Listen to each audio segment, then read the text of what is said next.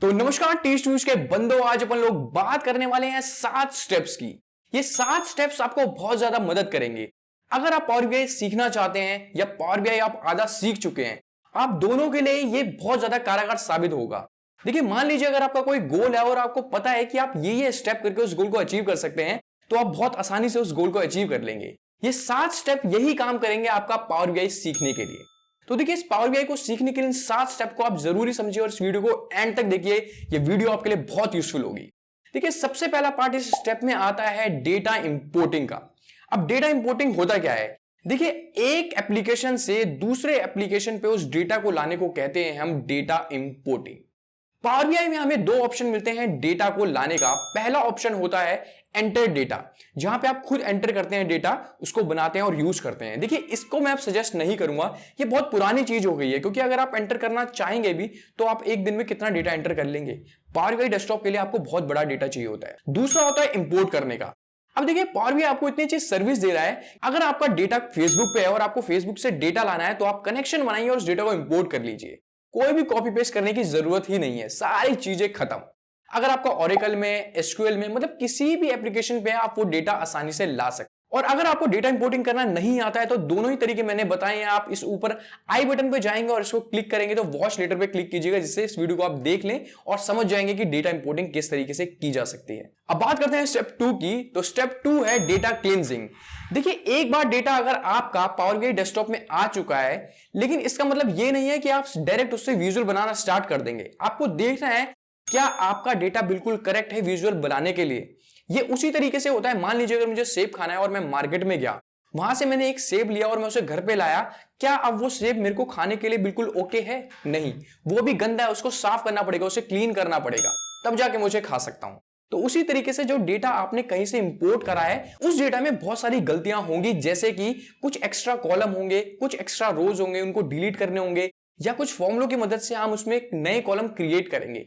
तो इस तरीके से आप डेटा को क्लींस करते हैं, तैयार करते हैं बिल्कुल सही बनाने के लिए। देखिए, अगर आपको नहीं पता कि डेटा क्लींजिंग कैसे कर सकते हैं, तो देखिए वो डेक्स फॉर्मूले की मदद से और पावर क्वेरी एडिटर की मदद से हम कर सकते हैं। पावर क्वेरी एडिटर का पूरा एक मैंने वीडियो बना रखा है, अगर आपने नहीं देखा है तो आई बटन पे जाके उसको देख लीजिएगा। तो इसी में आगे चलते हैं और अब बात करते हैं स्टेप 3 की। देखिए, स्टेप 3 होता है, अब आपने डेटा इंपोर्ट कर लिया, डेटा को क्लीन कर दिया, अब बारी है रिपोर्ट बनाने की, यानी कि विजुअल को यूज करने की। देखिए, बहुत सारे विजुअल हमें यहां पे दिए रहते हैं, जैसे कि bar chart, pie chart, donut chart, map, table, matrix, ऐसे बहुत सारे विजुअल दिए रहते हैं। अब किस विजुअल को हमें कब यूज करना है, इसका पता हमें होना बहुत जरूरी है। अब देखिए, हर एक विजुअल बनाने के पीछे माइक्रोसॉफ्ट का एक कारण होता है कि ये स्पेशलिटी इसको यहां पे देना है, इसकी स्पेशलिटी वहां पे है। अगर हम एक ही रिपोर्ट में एक ही विजुअल को बार बार सेलेक्ट करेंगे तो देखिए वो अच्छा नहीं लगता। तो इसका ज्ञान होना बहुत जरूरी है कि हम मल्टीपल अलग अलग विजुअल सेलेक्ट करें और जो कि सबसे अच्छा परफॉर्म कर सकता है सिर्फ उसी विजुअल को रखें। तो अगर आपको विजुअल नहीं आता है तो ऊपर आई बटन में मैंने इस वीडियो का लिंक दे दिया, आप इसको जाके देख सकते हैं। तो देखिए, अब हम बात करेंगे स्टेप 4 की। स्टेप 4 में हम बात करेंगे कस्टम विजुअल की। देखिए, हमें पता है कि पावर बीआई डेस्कटॉप में बहुत सारे विजुअल्स दे रखे हैं, लेकिन इसके अलावा कभी कभी हमें जरूरत पड़ती है कि हम किसी बाहर जगह से विजुअल को इंपोर्ट करें, क्योंकि हमें लगता है कि जो भी हमें विजुअल दिए गए हैं हमारे डेटा को उतना ज्यादा एक्सप्लेन नहीं कर पा रहे हैं या डिटेल में नहीं समझा पा रहे हैं। तो हम क्या करते हैं, पावर बीआई की मार्केट प्लेस में जाते हैं और वहां से जो भी हमें विजुअल अच्छा लगता है हम उसको इंपोर्ट करा लेते हैं, जिससे कि आने वाले टाइम पे हम उन विजुअल्स को भी सेलेक्ट कर सकें या उनको भी यूज कर सकें अपने रिपोर्ट या डैशबोर्ड बनाने के लिए। अगर आपको कस्टम विजुअल यूज करना नहीं आता है तो आप ऊपर दिए गए लिंक पे क्लिक करके उस वीडियो को देख सकते हैं और सीख सकते हैं कि कस्टम विजुअल कैसे यूज किया जाता है। तो चलिए बढ़ते हैं पार्ट 5 की ओर। पार्ट 5 है विजुअल फॉर्मेटिंग। अब देखिए, आपने डेटा भी इंपोर्ट कर दिया, उसको क्लीन भी कर दिया, आपको पता है कि कौन सी विजुअल को कब सेलेक्ट करना है और आपने कस्टम विजुअल भी ऐड कर दिया।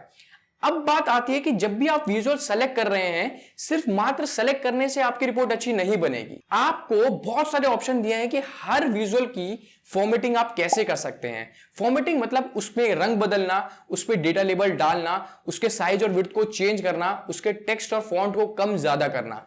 तो जब तक आप ये नहीं करेंगे तो देखिए आपके रिपोर्ट या डैशबोर्ड अच्छा लगेगा ही नहीं, मैं आपको गारंटी दे रहा हूं।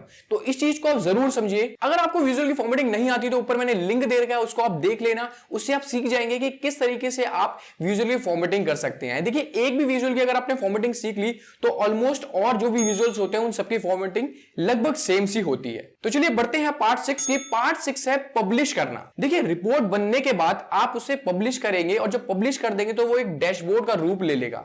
उस डैशबोर्ड का जब वो रूप ले लेगा तभी आप उनको किसी और के साथ शेयर कर सकते हैं। तो देखिए अगर आपको ये नहीं पता कि रिपोर्ट और डैशबोर्ड में फर्क क्या है, मैं आपको बताता हूं।